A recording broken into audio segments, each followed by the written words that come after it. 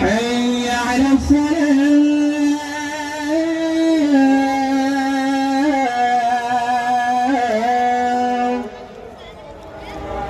حي على الفلاح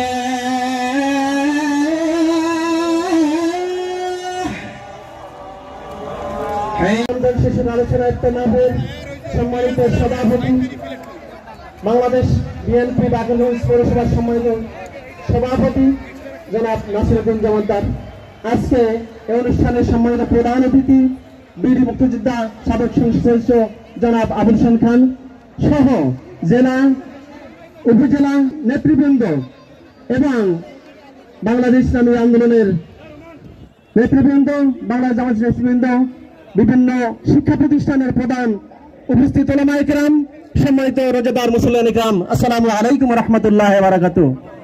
শুকরিয়া আদায় করছি। আল্লাহ পবিত্র মাহে রমজানে আল্লাহ সারাদিন রোজা রাখে ইফতারের পূর্বক্ষণে আল্লাহ ইফতার মাহফিলে আমরা সমবেত হইয়া আল্লাহ আপনার শাহী দরবারে হাত তুলেছি। আল্লাহ মেহেরবানি করে ইফতার মাহফিলকে আপনি কবুল করে নেন। আল্লাহ এই বাকেরগঞ্জের গণমানুষের নেতা সাবেক শিক্ষা প্রতিমন্ত্রী মরহুম অধ্যক্ষ ইউনূস স্যারের রূহ মুবারকে সওয়াব পৌঁছায় দেন। আল্লাহ দেশ নেত্রী খালেদা জিয়া আল্লাহ অসুস্থতাকে আপনি পরিপূর্ণ সুস্থতা দান করে দেন। আল্লাহ সুস্থ হয়ে আমাদের মধ্যে ফিরে আসার মধ্যে আপনি তৌফিক দান করেন। আল্লাহ বাকেরগঞ্জের প্রতি সারা বাংলাদেশের প্রতি আল্লাহ আপনার খাস রহমত নাজিল করে দেন। আল্লাহ যাদের প্রচেষ্টায় আজকে ইফতার মাহফিলের আয়োজন হলো আল্লাহ সকলকে আপনি হায়াত দারাজ করে দেন।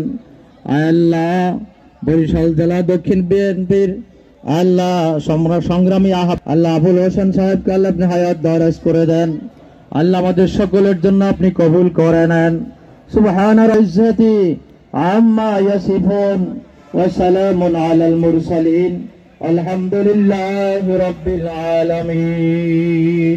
মামলায় সাজা দিয়ে তাকে যাতে বাংলাদেশে আসতে না পারে সেই ব্যবস্থা করেছে। ইনশাআল্লাহ সকল রকম বাধা বিপত্তি পেরিয়ে আজকে একের পর এক ওনার বিরুদ্ধে যে মিথ্যা মামলা রয়েছে সেই সমস্ত মামলা কোর্টে মিথ্যা প্রমাণিত হচ্ছে এবং আমাদের মাঝে ফিরে আসবেন ইনশাআল্লাহ। প্রিয় বন্ধুরা, কথা আর দীর্ঘায়িত করবো না, শুধু একটি কথা বলতে চাই, সমস্ত কিছুর কিন্তু একটা নেতৃত্বের প্রয়োজন আছে। আজকে বাংলাদেশ কার সাথে ঐক্যবদ্ধ জানেন?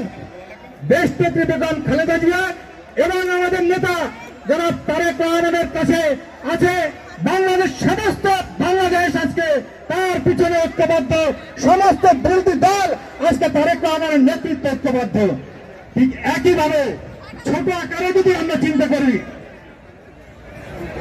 ছোট পরিসরে যদি আজকে আমরা চিন্তা করি, এই বাকেরগঞ্জের 14টি ইউনিয়ন এবং 9টি পৌরসভা, 9টি ওয়ার্ড পৌরসভার আজকে আবুল হোসেন খানের নেতৃত্ব ঐক্যবদ্ধ আছেন না? ইনশাআল্লাহ আগামীতে বাংলাদেশে যে কয়েকটি আসনে আমাদের নেতা যখন নির্ধারিত হয়ে রয়েছেন তার মধ্যে বাকেরগঞ্জ ইনশাআল্লাহ একটি। এই বাকেরগঞ্জের আগামী নির্বাচনে আপনারা সকলে ঐক্যবদ্ধ ভাবে এবং ধানের শীষ মার্কায় নির্বাচনে ঐক্যবদ্ধ থেকে বিজয়ী করবেন এই আশাবাদ ব্যক্ত করে আমি আমার বক্তব্য শেষ করছি। আল্লাহ হাফেজ। বাংলাদেশ জিন্দাবাদ, জিন্দাবাদ। আগামী রাষ্ট্রনায়ক তারেক রহমান জিন্দাবাদ, দেশনেত্রী বেগম খালেদা জিয়া জিন্দাবাদ। আমরা আমাদের নেতা তারেক রহমান আজকে বাংলাদেশের 18 কোটি মানুষ তারেক রহমানের অপেক্ষা আছে। আমাদের নেতৃত্বে খালেদা জিয়া অসুস্থ অবস্থা লন্ডন গিয়ে চিকিৎসা নিয়ে কিছুটা সুস্থ হয়েছেন, কিন্তু ইনশাআল্লাহ বাংলাদেশে ফিরে আসবে।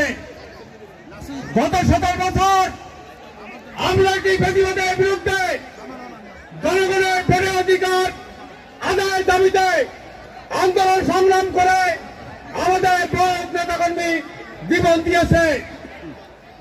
71 সালে মুক্তিযুদ্ধের পরে একটি দল দেওয়া বন্ধ মুক্তিযুদ্ধ খালি রাখা সেই দল করেছে।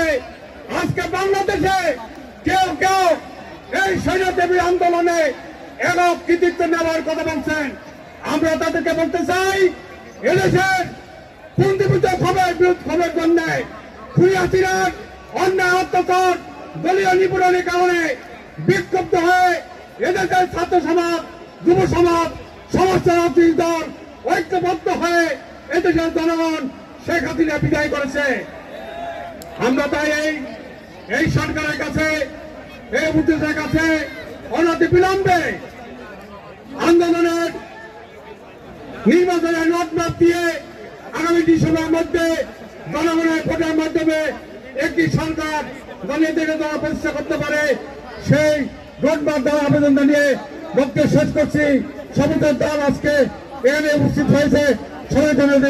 শিরোজা পর্যন্ত গ্রামে গ্রামে আমরা ইফতার করা, দেশনায়ক তারেক রহমানের নির্দেশে আমরা এই ইফতার সামগ্রী আপনার হাতে তুলে দেব এবং বিশ্বরোজা বা এখন থেকে আমরা এইভাবে রাস্তার মোড়ে মোড়ে আমরা চেষ্টা করব প্রত্যহ যারা রোজাদার তাদের জন্য সামান্য উপহার নিয়ে আসা।